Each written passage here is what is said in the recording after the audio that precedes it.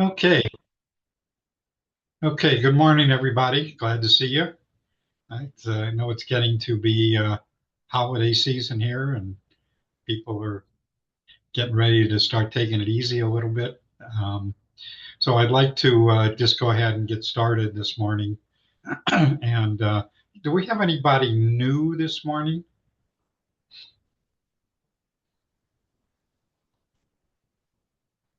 Apparently not. Well, I don't really need this anymore. Let's just do that. Okay, so I do not have a presentation this morning scheduled, but would like to do a couple of things. Um, Again, Randy and or Mark, anything new that we need to know about regarding BEAD or whatever? I don't know that there's a lot happening, but I, maybe I've missed some things. I have a couple of things. In fact, I'm going to drop something in the little chat here. The NTIA, interestingly, has come out with little infographics, and this is going to be a flood. These are all the states and Arizona's represented. So as people programs are finalized, they kind of turn it into an infographic, and it appears as a button sort of at the top of their official site with all the detail on states. And there have been some articles that kind of compare this to some of the earlier submissions. So it's not um, a terribly profound level of detail, but it's kind of the first release of stuff that's official. Um, Okay. Uh, Pardon me, Randy, but you yes. linked to the Alabama one, AL rather than AK.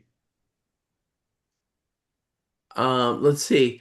So I posted all of them. It should be a long list Oh, of I see. They're yeah. So all this 50 are there, right, right, or all which is 29 maybe, right? yeah, so 32 states basically, and Arizona's Okay. among them.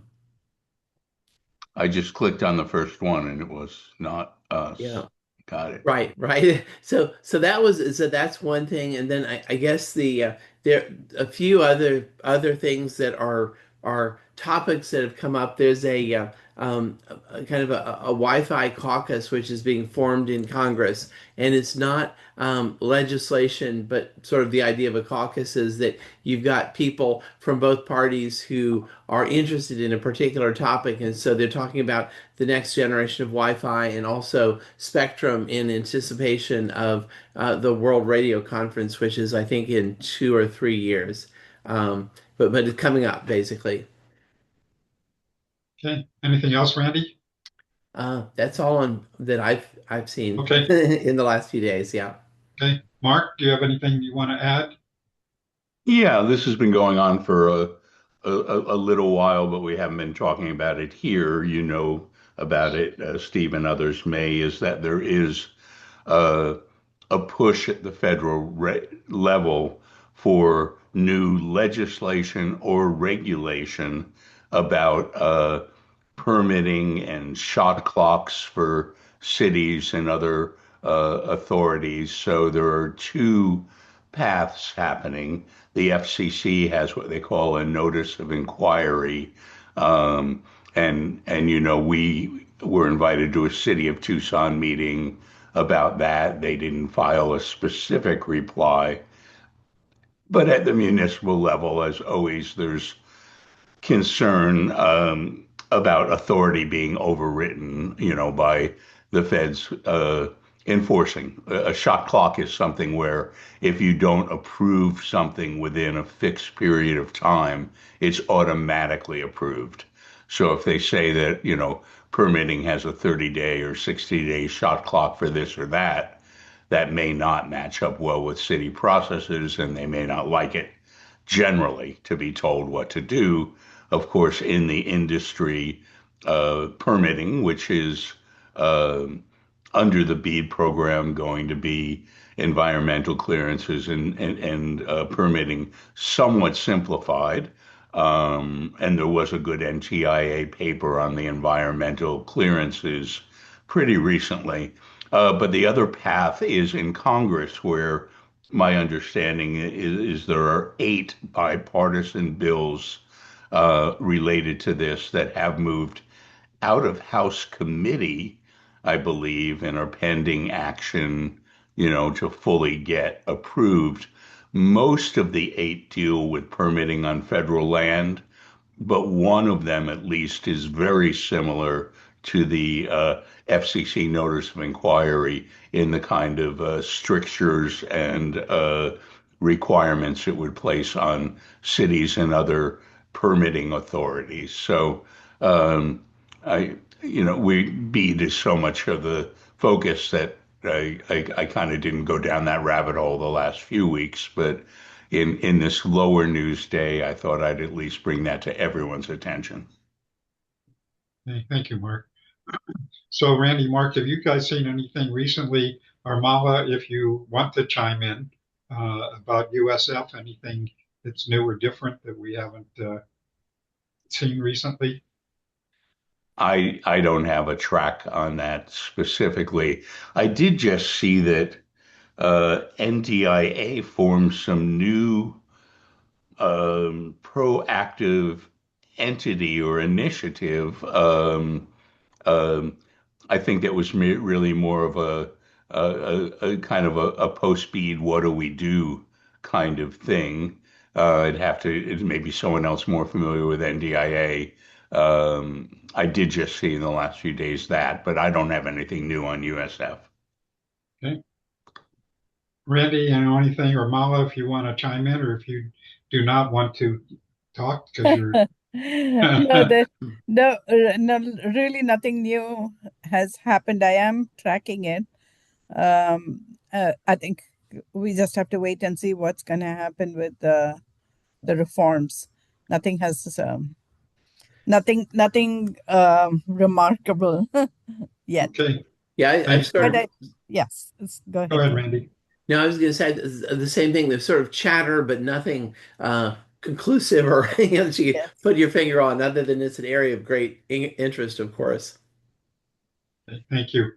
And And I Mallory. did put a link in the chat about what Mark was talking about, the caucus, the Wi-Fi caucus. Okay, So that, cool. yeah. Mhm. Okay, thank you. And Mallory, I meant to call on you last week. I don't you track some of this stuff. Is there anything that you want to add? Not really. Pretty much like everybody said, not a lot's going on. A lot of talk, a lot of stuff out there, just kind of hanging in the air. Given that it's mid-December, I would be surprised if we see much, unless they do a bunch right before Christmas. I would assume not much is going to happen till January. Yeah. Okay, thank you, Mallory. So we had a couple of interesting conversations before the meeting started. One was with Bill, and Bill, again, don't want to put you on the spot. Bill, for those of you who don't know, Bill used to head up FirstNet. And so many of you don't know what FirstNet is. And of course, again, to not put Bill on the spot because he's not doing that anymore. So he may not be up to date, and he's going to arrange for somebody to give us some more up to date. But Bill, if you want to just take a couple minutes just to tell people about FirstNet. Sure. Hi, everybody. I'm Bill DiAugustino. I'm an advisor with Wireless Infrastructure Association. But in a previous role, I left the wireless industry. I worked with Verizon in Southern California, and there was an opportunity to join FirstNet in the very foundation, the very beginning of it. I was the first general manager, came on right after FirstNet was formed. I was actually the first hire of the government agency, and we were in the Department of Commerce. We reported to NTIA, and our role was to take the recommendation was the final recommendation that came out of the 9/11 Commission. And the role of FirstNet was to create a national, fully interoperable network that was available only for first responders. it was part of the Middle Class Tax Relief Act of 2012, I believe it was. And FirstNet, began forming right after that announcement or after that recommendation came out.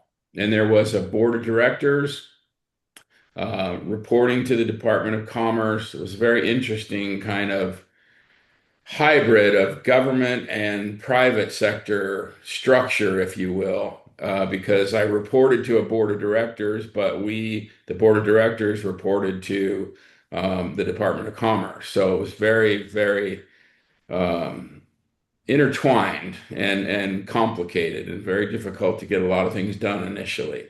But FirstNet was granted $7 billion in funding and 20 megahertz of spectrum in the 700 megahertz band, which is very, very desirable communication band for wireless communications. And their charter was to create this fully interoperable network that first responders could subscribe to. The reason behind that is in 9/11, communication was a very challenging thing. People had, different radio spectrum, different types of radios, and interoperability was a challenge. The one thing, and Steve and I were talking about this, and the implementation of it was never mandated that all first responders join that network. So it was really a matter of building it and convincing them to join it.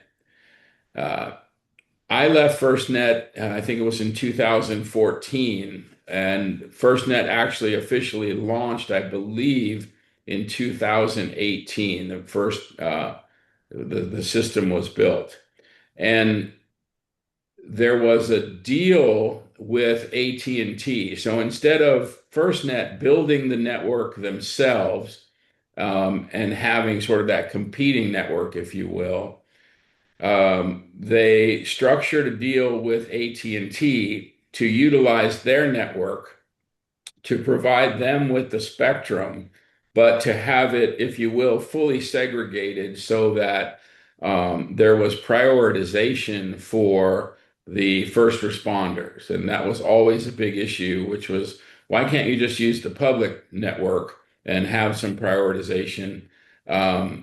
That never really got off the ground, but AT&T with FirstNet found a way to utilize the spectrum, keep it separate, but also allow FirstNet to have prioritization on AT&T's existing network, which then made it much faster for FirstNet to build out the network, to ramp up and make it more ubiquitous. So there's a lot behind it. It is a very complex, set of circumstances. I have a PDF kind of summary of Congress's tracking of FirstNet and how it was established. I can put that in the chat. But it may be good. We were talking about that. It may be good to have someone from FirstNet come and talk a little bit more about what that network is doing today. Great. Thank you, Bill. Appreciate it. And that would be interesting to hear. I don't know that we've had much conversation. For those of you who were involved with us early, knew that Karen Ziegler had been leading FirstNet for Arizona for a number of years. And so other than that, we haven't really had much conversation about FirstNet recently, but it would be good to get an update on, exactly where they are and what's happening with them. So thank you, Bill. Appreciate that. You're welcome. So that's a good segue to introducing Laura. Laura Vitkus, am I pronouncing that correctly? Yes. Yep. And Laura, she and I had a brief conversation before this meeting, and she has two lives. One I is have with the many Pima lives. County Health. Maybe many more Many lives. that we didn't talk about. But the two that were most interesting is her work with the Pima County Health Department, Yep. but also her passion with ham operators. Yep. And it sort of dovetails with the conversation Bill was just having about FirstNet. So with that, Laura, I'm just going to turn it over to you. All right. And Cool. just have at it. You got plenty of time to talk about Nice. whatever you want to talk about. Well, thank you. I appreciate this opportunity. So my name is Laura Vickus, and I work at the Pima County Health Department. My job title is Program Coordinator. I work in the area of Healthy Pima, which is an initiative that helps communicate the priorities of our community health needs assessment, the health improvement plan, as well as some health indicators that we're tracking to measure our overall health in the county, with the goal of being the healthiest county by 2030. So I'm out there. I'm in the community engagement branch of my office, which is policy, resilience, and engagement. So I got connected with this group because last summer I started a research project on the rural areas of Pima County. Now there's a bunch of them, and I couldn't possibly get them all. So I took like the top ones that I could find from our 2024 Community Health Needs Assessment, or CHNA. And I focused on those top 10. So what am I doing with this? But, basically my boss was just like, anything you want. But they want to specifically kind of measure things like access to care. How far do people have to drive for their medical services? What's the economic state of these areas? What are their specific challenges? How do they compare to other rural areas? And getting connected with this group has me thinking a lot about broadband. I'm talking to everybody in these areas, and I was down visiting with Valley Assistance Services in Green Valley and learned that one of their assistant directors lives in Elephant Head. And some people don't even know where Elephant Head is or haven't even heard of it, but they don't have any access to broadband or anything down there because they can't even do satellite. So they can't, because like the mountain is in the way. They're right down at the Elephant Head is a peak in the Santa Rita mountain range. And I grew up rural in Western Massachusetts, and we also didn't have, we moved out here in 2009, but we didn't have cable. We didn't have broadband. We didn't have fiber. There was nothing available to us. So we had to use satellite. And after 9/11, we were just using a TV antenna for the longest time. But after 9/11, my oldest son was about 6 and kind of an anxious kid in that phase of his life. And it was news or PBS. And we said, that's it, we got to get a satellite. But we couldn't because there was a giant oak tree blocking our view of the satellite. What do you do? So we had to wait. And so I get that. And so that, like, my heart goes out to people like living in Elephant Head that have no broadband availability. And so I'm constantly thinking of this guy and these regions as I've been doing this analysis. Thinking about like, I got connected with Michelle Simon with the Office of Digital Inclusion over the summer, and I attended her workshop, which was really super interesting. I'm really just beginning to learn about broadband. I'm really enjoying all of the different presentations that you've been offering, Steve. One of the first ones that made me go, what, was that they use broadband for farming. I was just blown away. I think that's great. But meanwhile, this year, 2025, I got into the hobby of ham radio. And so, and it's HAM. People think I'm saying hand radio, like I'm holding a radio in my hand. I do have a handheld, but it's ham. HAM. My understanding is that comes from back in the days of Morse code, when people who weren't very good at Morse code were said to have ham fists. You're ham fisting the code, you're botching it up. And I don't know, it's become a I don't know, term of endearment for the old timey radio stuff. Hey, Aaron, her dad is the ham radio operator too. Fantastic. I love to hear that. But getting involved with Michelle over the summer, and I happened to be down at 3 Points. They had a big community festival earlier in November, and Michelle and her team were out there tabling for the Office of Digital Inclusion. And there I was with my little emergency vest in my handheld, and I'm, doing comms with the county. And it just like everything just kind of dovetails, right? And so we talked a lot about digital inclusion and rural outreach. And so I have put together a rural outreach committee that gets together once a month, and we talk about either we talk about what areas are we not reaching and we want to reach, or we talk about best practices in rural outreach. Or lately, I've started to invite people in as speakers. So I'm also very interested in coming up with some speaker ideas for rural health generally. Anyway, so my ham radio stuff has really led to a lot of networking with officials in the emergency management realm. So I also N9OAC. I'm going to make a note of that. Thank you, Aaron. My call sign is W7VIX, Whiskey 7 Victor India X-ray. Have him look me up. 9OAC. He's not as active as he used to be. Well, I would still love to have a chat with him sometime. And Mala does broadband and telehealth. Thank you very much. I would love to connect with you, Mala. I've been kind of wanting to do that anyway. So my club is having a winter field day in January, and I'm sort of self-designated as their marketing person. Races and emergency comms. Yeah, that's great. Races is the it's an emergency services amateur radio group.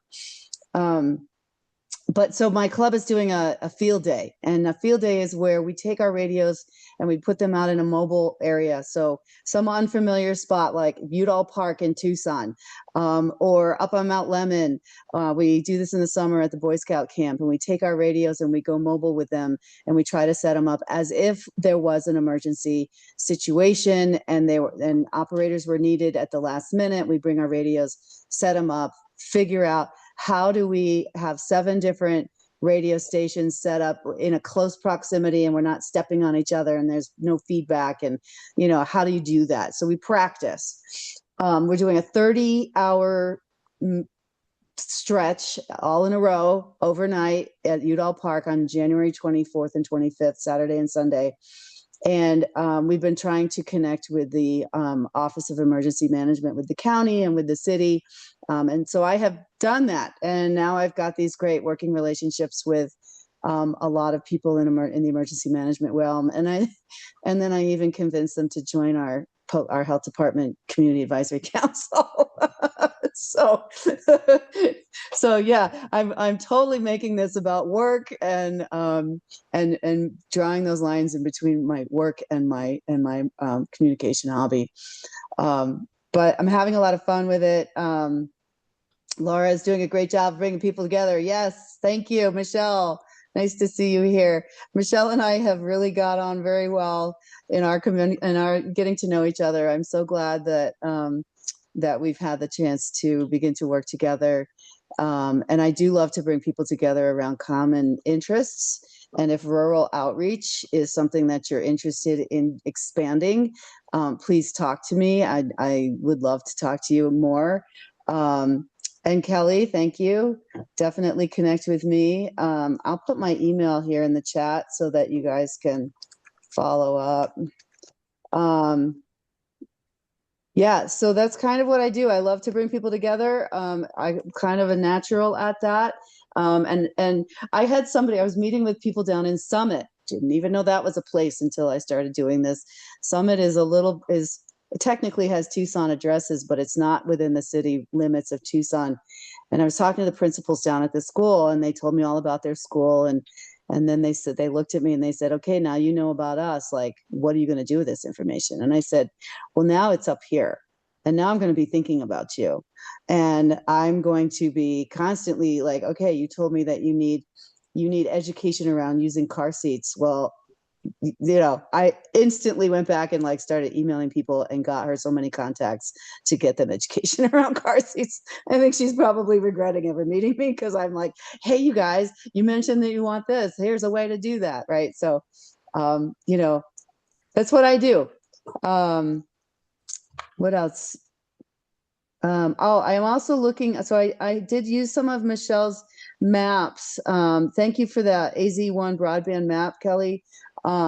My rural analysis is almost done, and I did include just a general overview. I think I found it on Michelle's site of where the broadband services are, what's underserved. There's an underserved and there's a served map, and then there's one that just has like they're not even on our list kind of area, which is very telling.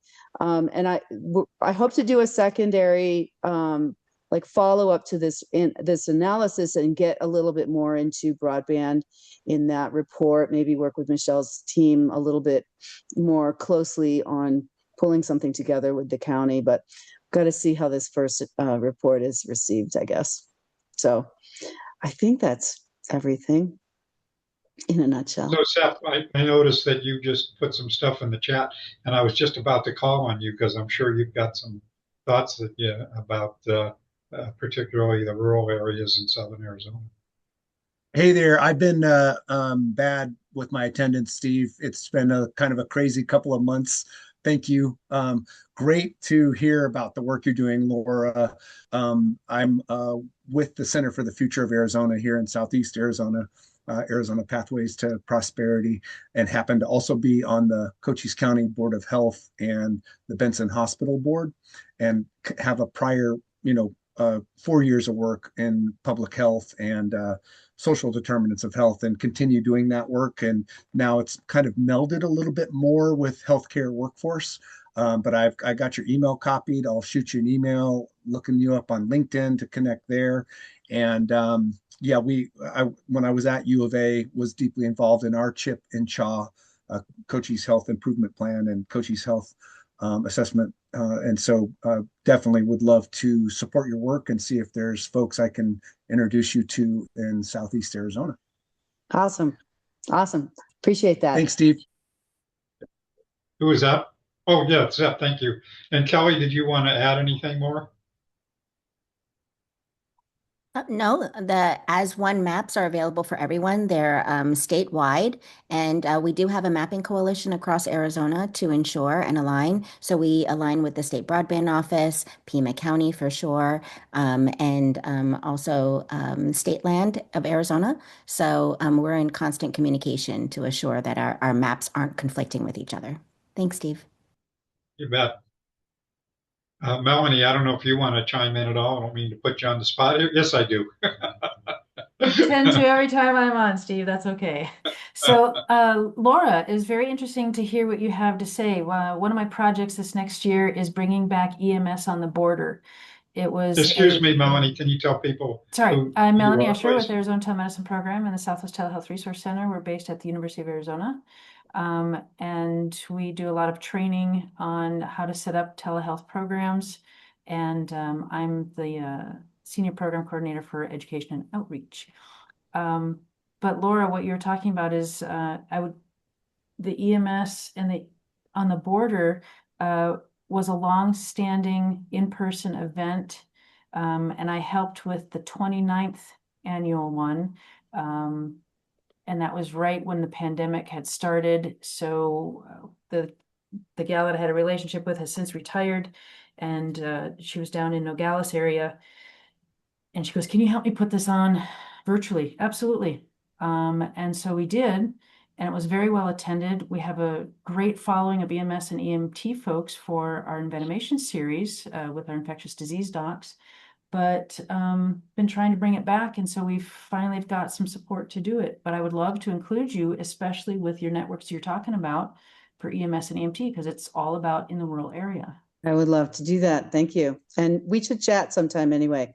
Let's why don't you send me an email and we'll schedule something. That'd be great. I will. So, other updates is we just finished our developing schedule. It's up on our website. I'll be sending out some information on that. And I'm working on getting webinar series all scheduled for 2026. That's about what I got, Steve. Okay, thanks, Melanie. And so Kelly, saw your note. You forgot to introduce yourself, so go ahead. It's okay. I wrote it in there already, but from Kelly Mukherjee from ASU, I support Lev Gonik, our CIO, who has been doing broadband and digital equity as a passion project for the last 40 years. So I'm happy to connect with any of you. If we haven't met yet, let's talk. Our funding runs out in June of 2026. So let's take advantage of the funding we have left. Happy to do intersections with health. I think there are many great opportunities there with health, with broadband being a social determinant of health. There are definitely good crossovers. So we take data and we visualize them in maps. So if there's something that we can help do with you, please let's brainstorm together and let's make it happen. All right. Thank you. Thanks, Kelly. So Brian, go ahead. Brian, did you have something?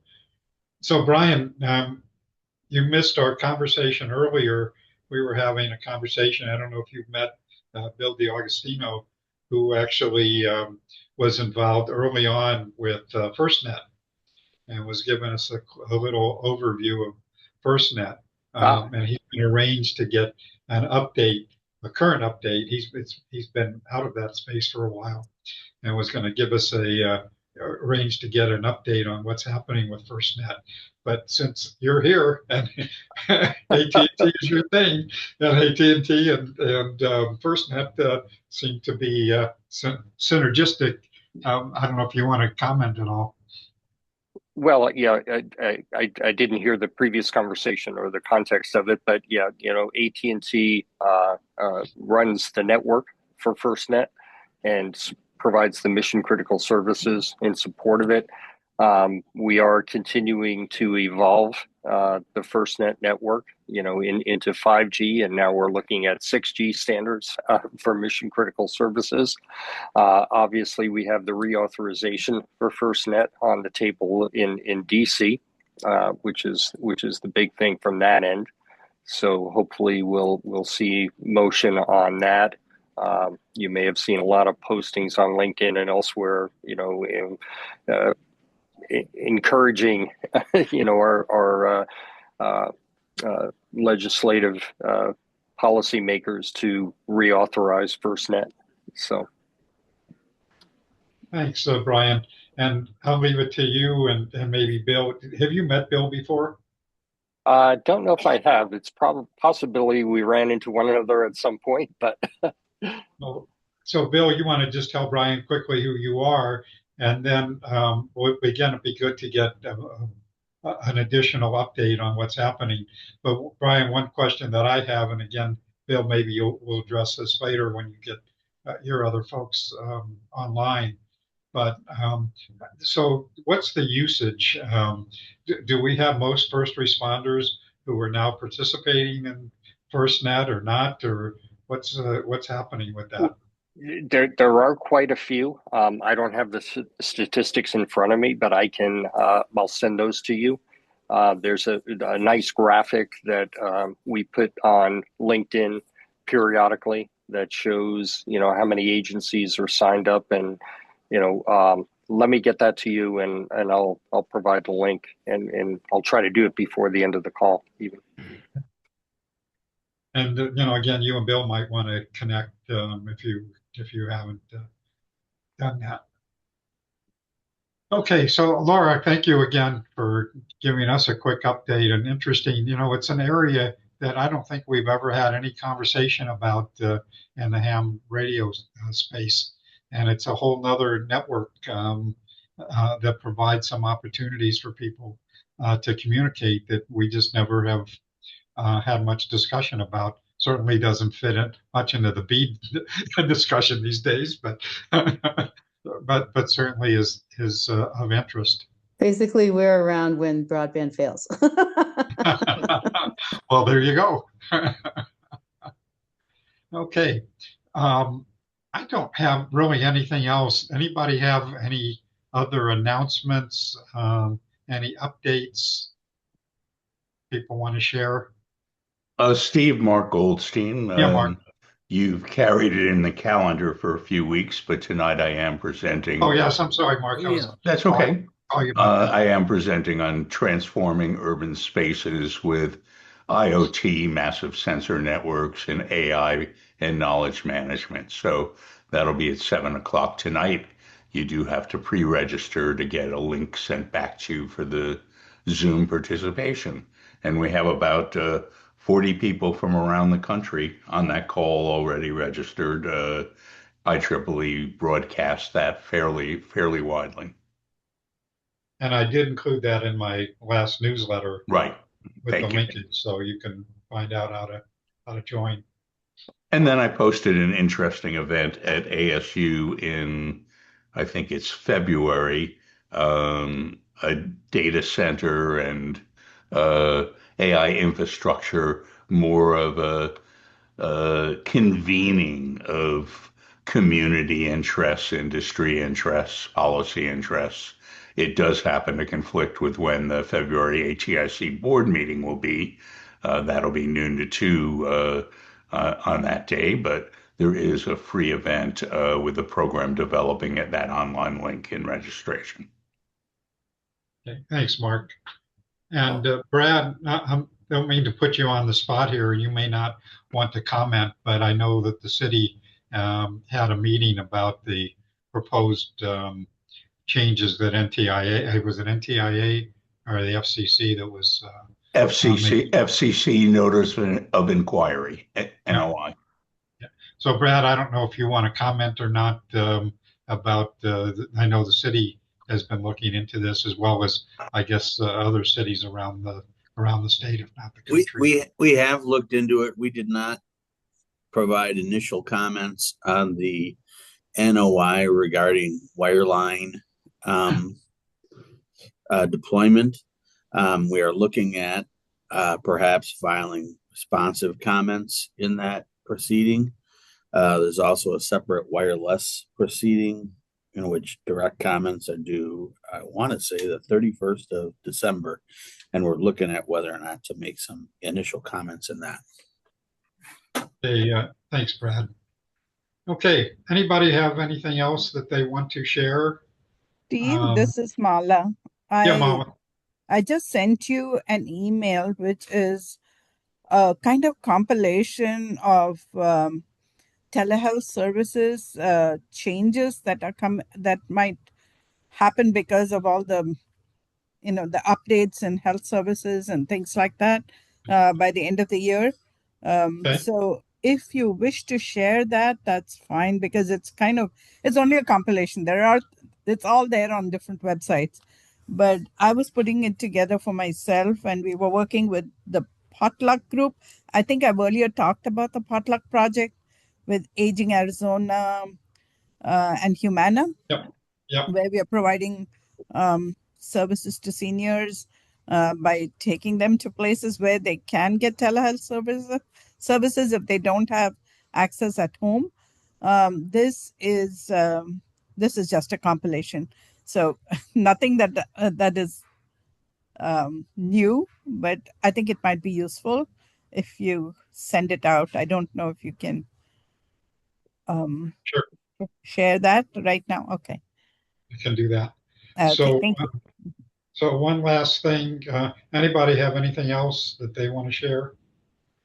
Steve, I was just going to highlight that I dropped a link for the NTIA is doing a program next week on LEO satellite, and don't know a lot about it other than they've just announced it. And I think it's, since that's sort of taken a chunk of B, that may be something that I'm very interested in what they'll say. Okay, thanks, Randy. So a couple of quick things. Matt, you want to just talk quickly about, so Matt's going to be arranging sometime in the next couple weeks, I mentioned this last week, about a presentation regarding USDA. Matt, you want to just give a quick update again about that, and then hopefully we'll get you guys scheduled. there's not too many more weeks left in the year here. So it might be next year, but you want to just comment quickly? Yeah, and yeah, I'll try to be quick. And sorry, my Bluetooth if it's a little in and out. But yes, we are trying to get our program manager from an award that we received from the USDA to come and just give some updates on funding, upcoming opportunities, what's actually going to be announced and released. From all the things he said, it sounds positive on the USDA end. But also, I think it'd be good to get his perspective, the USDA perspective, just on all the things going on in this space. So I'm hoping he can get on soon. Like I said, we're meeting this afternoon, and I can get him a little bit more gearing up to go. He just doesn't want to come out here without any information to really share. So yeah, that's a quick little oversight of what we're trying to pull. Okay, thanks, Matt. Anybody else have anything they want to share? Hey, Steve. This is Yes. Christy. Go ahead, Christy. So up in Yavapai County, we've been holding a series of workshops surrounding digital equity issues. And our next workshop, we want to focus on helping small businesses with ADA compliances with their websites. And we're trying to find people with expertise who might be able to share resources or share knowledge at this workshop. And so if anybody on this call has any information about that, I would love to hear from you. I do have somebody who usually attends our meetings, and he's not here today, but he's very passionate about that and is very connected with, you probably heard him talk before, but he's very connected with folks with disabilities and so forth. And so I will put you in touch with him. I'm sure he would be ecstatic to be a part of that discussion. Great, thank you. And I put my email in the chat if anybody wants to reach out. Appreciate it. Sounds good. So, Yeah, Steve? Yeah, go ahead. Yeah, hey, I came up with the numbers real quick, and I put those in chat as well as a link to some good information. So there are over 30,000 public safety agencies currently on FirstNet, with about 7.8 million connections, that basically devices. And, it covers nearly the entire nation, 3 million square miles. So it's awesome. pretty extensive. So the link I put in there to the media assets, those are really focused on FirstNet. So it does talk about, the FirstNet by the numbers, the nice graphic that I have. It also talks about our FirstNet fleet. And there's also information in there about some of the assets that we have that can be deployed in support of FirstNet mission, and including things like SATCULs and drones and things like that. So. Cool. Thank you, Brian. Appreciate that. Sure. So just one last thing. Again, I announced last week in my newsletter that January, I'm probably going to go to every other week for this meeting rather than every week, with the likelihood that I will retire sometime next year. Not sure just when. As I mentioned, I'm 77, be 78 in March. And so my wife and I are going to be traveling some. My son's probably going to move to Portland. And so we're thinking it's maybe time to do something else. But I'm kind of working on trying to figure out what that looks like. Maybe we can still do the meetings and just not do my newsletter all the time, and find some other ways to cut down the amount of time it takes for me to do all this. So anyway, if you want to have some conversation offline with me about that, I'm certainly glad to have that conversation. And so with that, I think we are done for today.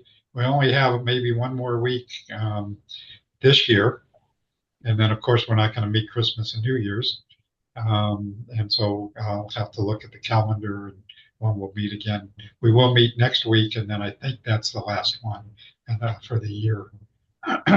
So with that, anybody have anything else that they want to share before we end for today? Next week is next week Christmas? No, we've got one more week. Yeah, one more week after that. Yeah. Sneaking up pretty dang fast. Really fast. Yeah. Okay. Just a happy holidays, all. Yes, absolutely. So thank you all, and we'll hopefully see you next week. And Laura, it was really great to get to learn about the stuff you're doing. It's pretty cool stuff. Thank you very much. It was, I was happy to share. So, and yeah, I have many different hats. So, yeah, there's more. Okay. Sounds good. Okay. Well, if not, I think we are done for today. Thank you all. Hopefully see you next week. Thank you.